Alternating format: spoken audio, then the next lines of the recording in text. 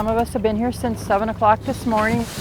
The North Star Lions have put in some long days to set up their concession stand. They even recruited help from firefighters to get the big top tents anchored and in place for this weekend's 4th of July celebration at Boulevard Plaza.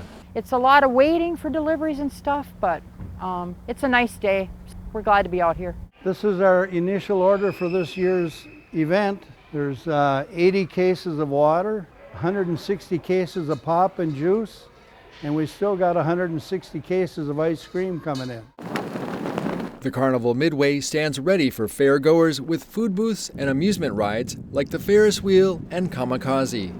The city hauled in garbage cans and picnic tables to prepare for what will be the 3 biggest days of summer in Coon Rapids.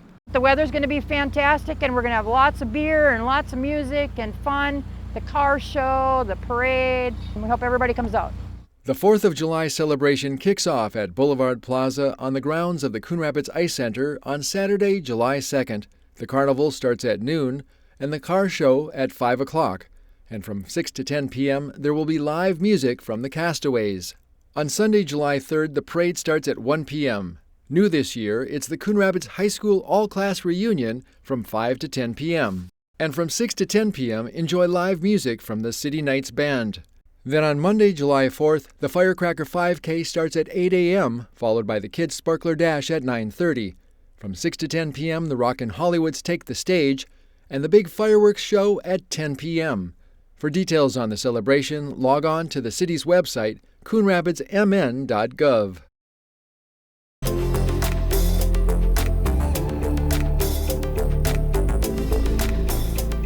So the main mission of the retail cops position is to build relationships with the businesses. Officer Josh Percola has been on the retail beat at the Riverdale Village Center for just over 2 years. Theft is our #1 reported crime here in Coon Rapids, so being able to be up here and be on top of it and know the people that are going to be calling 911, it really helps build that trust. After morning roll call, Officer Percola comes to this new Riverdale Police Substation, a space donated by CenterCorp, which took over management of Riverdale Village 2 years ago.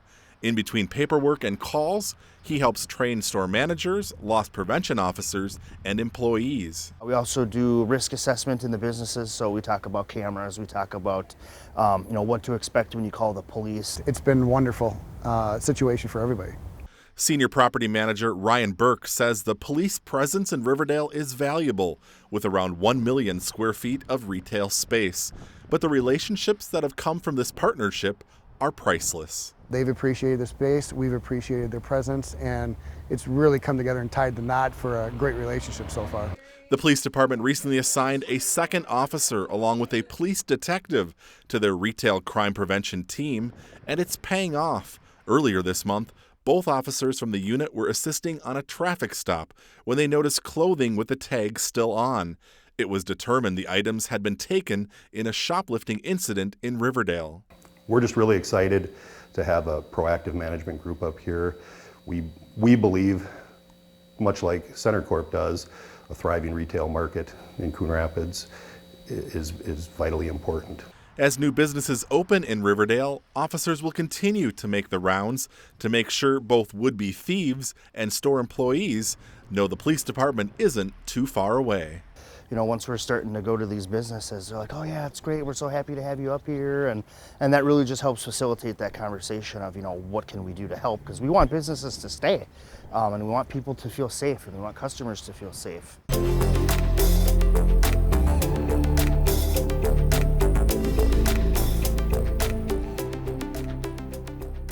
You can see the guard bees will check every single bee that comes in and out of this hole to make sure that they belong in the hive. Coon Rapids resident Jennifer Pelton has been keeping bees for years. What we like to see is a nice uniform build like this. A hobby she first learned from her father growing up. I really enjoy being outside and just, being in the hive and smelling the hive. It's just something I really enjoy. This week marks Pollinator Week across the globe, a time to celebrate the valuable services which bees and other pollinators provide to global health.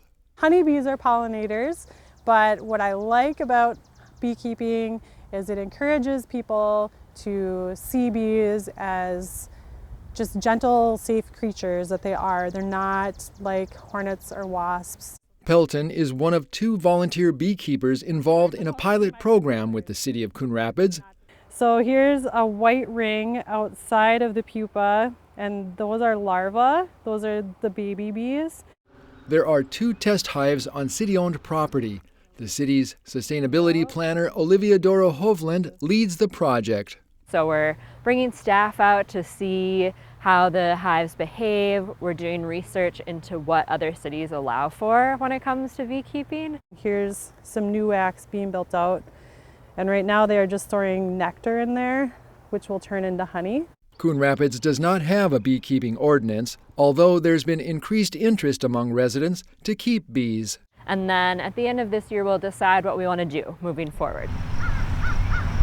For years, Coon Rapids has increased habitat for pollinators with native prairie restoration projects in a number of parks and other sites around the city. If you are interested in helping pollinators, one of the first and easiest steps you can take is to plant pollinator-friendly plantings in your yard. You can start with just 1 flower pot, put a few different pollinator-friendly plants in there, and go from there. And don't be afraid of the big fuzzy bees. For more information on how you can help pollinators, check out the city's website, coonrapidsmn.gov/pollinators.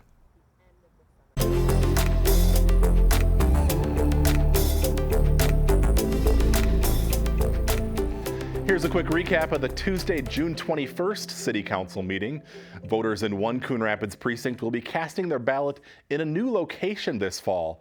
On Tuesday night, the City Council adopted a resolution naming Northdale Middle School as the new polling spot for residents in Ward 5, Precinct 1. Those residents previously voted at First Baptist Church, which has since been sold. All registered voters in Ward 5, Precinct 1 will receive a postcard in the mail about the change. The city has entered into a joint powers agreement with Anoka County for a safety improvement project on Northdale Boulevard in front of Coon Rapids High School. One of the biggest components of the project will be the relocation of the existing main crosswalk further to the east to better align with the high school's new main entrance and the stadium. Other plans include making the crosswalk at Wren Street on the west side of the high school more visible to traffic, adding speed limit and speed display signs in the school zone, as well as some sidewalk improvements at the driveway exit of the school onto Northdale Boulevard. The project is planned for the summer of 2023.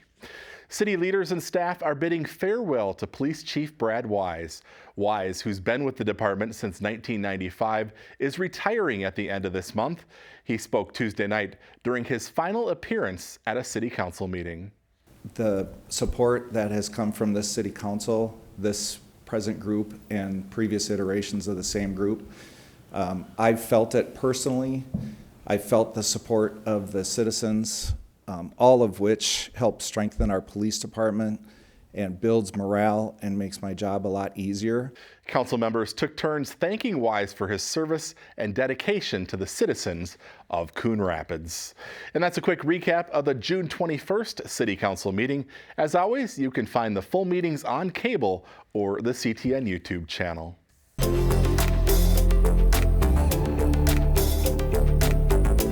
Summer fun has begun. The city's Rec on the Spot program has kicked off this week.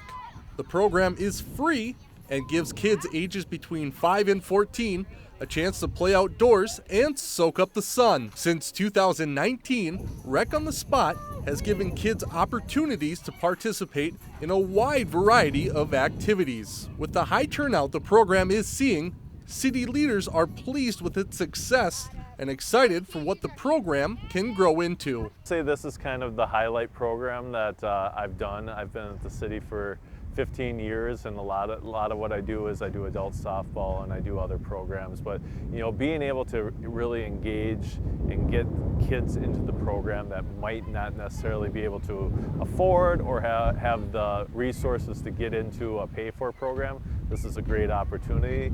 Always looking to grow things, do a little bit more enrichment stuff, and maybe have some special days where we might have police or fire or public works or somebody come out and share a piece of equipment with the kids. Rec on the Spot visits 5 parks throughout the week and runs all the way through August 11th. For more information, visit the city's website at coonrapidsmn.gov.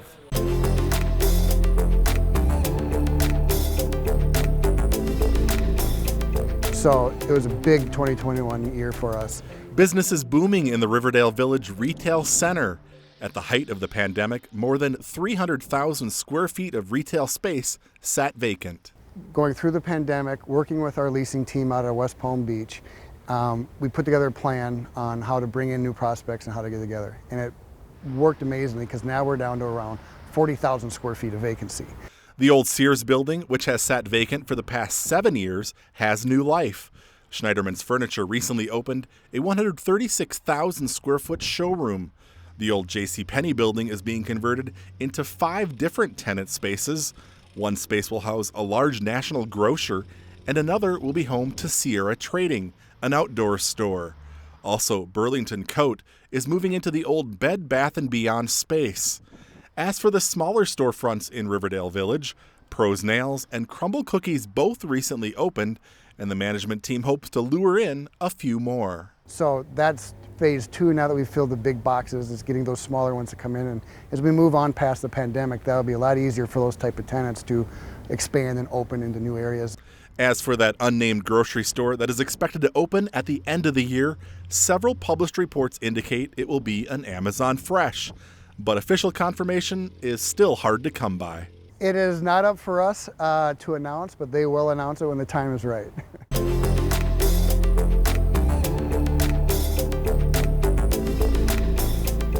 Thank you for coming out tonight to our Summer in the City meeting. The heat didn't stop Coon Rapids residents from turning out for the first neighborhood meeting of the year at Al Flynn Park on Tuesday night. The meetings, held several times each summer, help connect residents face-to-face with city leaders and staff. We just want to let you know that this is your opportunity to meet with staff, to get all of your questions answered. If you are wondering what's going on around town, if you're wondering what's going on with any of our departments, they're all here. Everybody is here from staff tonight. Almost plenty right here to abound. There's also plenty of fun, especially for the kids. A bubble baron showed off his impressive bubble making skills and even let the kids have a turn. The misting stations were a big hit, especially on a 90-degree day, along with free ice cream. And visitors got a look inside a police car, fire truck, and snowplow. 2 more Summer in the City meetings are coming up. On June 28th, the meeting takes place at Rockslide Park. And on July 12th, head to Crooked Lake Park. Both events run from 6:30 to 8 p.m. For more details, log on to the city's website, coonrapidsmn.gov.